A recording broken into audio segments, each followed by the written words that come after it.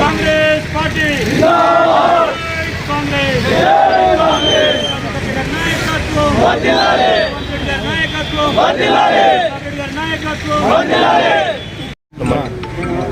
ఈరోజు కాంగ్రెస్ పార్టీ ఆవిర్భావ దినోత్సవం వచ్చినటువంటి ప్రతి ఒక్క కాంగ్రెస్ కార్యకర్తకు పేరు పేరున హృదయపూర్వక నమస్కారాలు. మనందరం కాంగ్రెస్ పార్టీలో ఉన్నందుకు నిజంగా సగర్వంగా గర్వపడుతూ సంతోషపడవలసిన రోజు. ఎందుకంటే రవి అస్తమించిన బ్రిటిష్ సామ్రాజ్యాన్ని కూలగొట్టడం కోసం ఇదొక రోజు 1880వ సంవత్సరం నాడు కాంగ్రెస్ పార్టీ ఆవిర్భవించింది. 200 సంవత్సరాల బతుకులను దిగజెప్పుతూ ఈ దేశానికి స్వాతంత్రం తీసుకొచ్చిన పార్టీ కాంగ్రెస్ పార్టీ.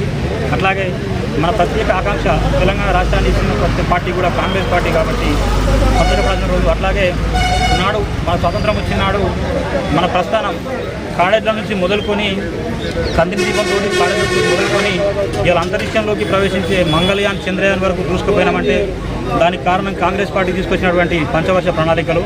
ఇలా ప్రపంచంతో పోటీ పడుతూ ప్రపంచ ఆర్థిక శక్తితోటి 3వ ఆర్థిక శక్తిగా ఎదిగినామంటే దానికి కారణం కూడా కాంగ్రెస్ పార్టీ తీసుకొచ్చిన విధానాలే. ఇలా ఎవరో వచ్చి గంట కొట్టి చప్పట్లు కొట్టి మేము అభివృద్ధి చేసామంటే కాదు, దీని వెనుకాల కాంగ్రెస్ పార్టీ కఠోర శ్రమ ఉందని చెప్పుకుంటున్నాం. అట్లాగే ఆనాడు మహనీయుడు డాక్టర్ బిఆర్ అంబేద్కర్ గారి మేధస్సును గుర్తించి ఇంత పెద్ద సువిశాలమైన భారతదేశానికి రాజ్యాంగాన్ని రాసే అవకాశం కల్పించింది కూడా కాంగ్రెస్ పార్టీ మనం చెప్పుకుంటాం. అట్లాగే ఇదే ఆనవాయితీని కొనసాగిస్తూ ఈరోజు కూడా కాంగ్రెస్ పార్టీ ఆవిర్భావ దినోత్సవం సందర్భంగా మన కాంగ్రెస్ పార్టీ మన ప్రభుత్వం కూడా ఇవాళ మొన్న ఎలక్షన్లో ఇచ్చినటువంటి 6 గ్యారంటీ హామీ పథకాలను కూడా ఈరోజు ప్రారంభించడం నిజంగా మనందరికీ సంతోషకరం. ఇప్పుడు మేము అందరికీ మేము పార్టీ తరఫున చెప్పేది ఏంటంటే ఊళ్ళో ఉన్న ప్రతి ఒక్క కాంగ్రెస్ కార్యకర్త కూడా ఇప్పుడు ఉన్న అర్హులైన అందరికీ ఫలాలు అందే విధంగా అధికారులకు సహకరించాల్సిందిగా మండల పార్టీ పక్షాన మేము విజ్ఞప్తి చేస్తూ ఉన్నాం. మరొకసారి వీళ్ళందరికీ పేరు పేరున నా హృదయపూర్వక నమస్కారం చేసుకుంటూ జై కాంగ్రెస్. కాంగ్రెస్ పార్టీ 139వ ఆవిర్భావ దినోత్సవం సందర్భంగా ఫ్లాగ్ చేయడం జరిగింది. అదే భారతదేశంలో బ్రిటిష్ వారి నుంచి విముక్తి చెంది సాధించినటువంటి రోజు.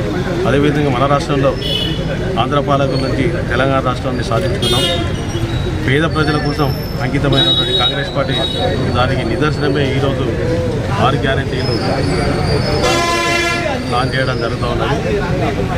6 గ్యారంటీలు ఎన్నికల వాగ్దానాలు చేసినప్పటికీ కూడా మా ముఖ్యమంత్రి గారు ప్రమాణ స్వీకారం చేసిన 2 రోజులకే 2 హామీలు అమలు చేయడం జరిగింది.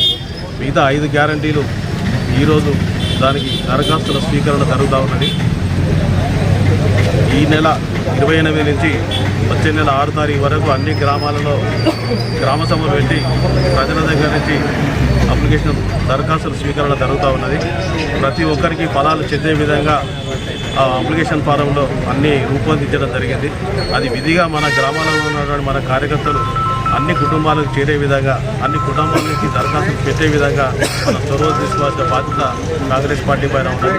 అది ఖచ్చితంగా 100 రోజులలో అమలు చేస్తామని ప్రభుత్వం హామీ ఇస్తూ ఉన్నది. హామీ ఇస్తుంది, ఖచ్చితంగా అమలు చేస్తాము. అది మనం జనంలో ఖచ్చితంగా మన నమ్మకం కలిగించాల్సిన బాధ్యత కూడా మన మీద ఉందని ఆశిస్తూ అందరూ ఖచ్చితంగా మన బాధ్యతగా గుర్తించి ఇంటింటికి మనం ఫామ్స్ నింపించి ఇంటింటికి అన్ని సంక్షేమ కార్యక్రమాలు అందే విధంగా మన కార్యకర్తలు మనం చూసుకోవాల్సిన బాధ్యత మన మీద ఉందని ఆశిస్తూ ఈ అవకాశం మీద మీ అందరికీ ధన్యవాదాలు. జై లాల్ బహదూర్ శాస్త్రి, జవహర్లాల్ నెహ్రూ ఎంతోమంది వీర నాయకులు పోట్లాడి మనకు స్వాతంత్రం తెచ్చారు. అయినా కానీ ఈ దేశం అంతా కూడా ఇక్కడే వేసిన గొంగలి అన్నట్టుగా అక్కడే ఉన్నది.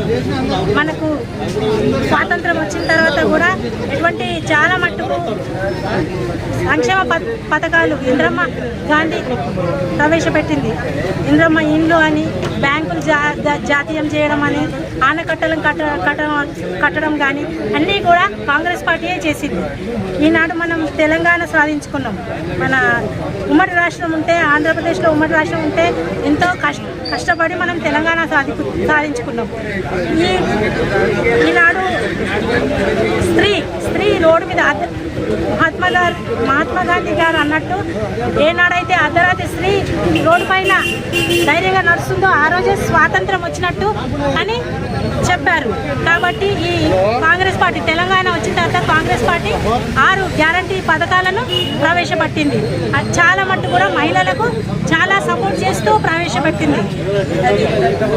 ప్రతి మహిళకు మహాలక్ష్మి పథకం కింద 2500 అని, గ్యాస్ సిలిండర్ 500 అని, మళ్ళీ రుణమాఫీ అని, పేదలకు ఇల్లు లేని వాళ్ళకి ఇల్లు అని, ఎన్నో సంక్షేమ పథకాలు, మళ్ళీ ఉద్యోగాలు లేని వాళ్ళకు ఉద్యోగాలని ప్రవేశపెట్టింది.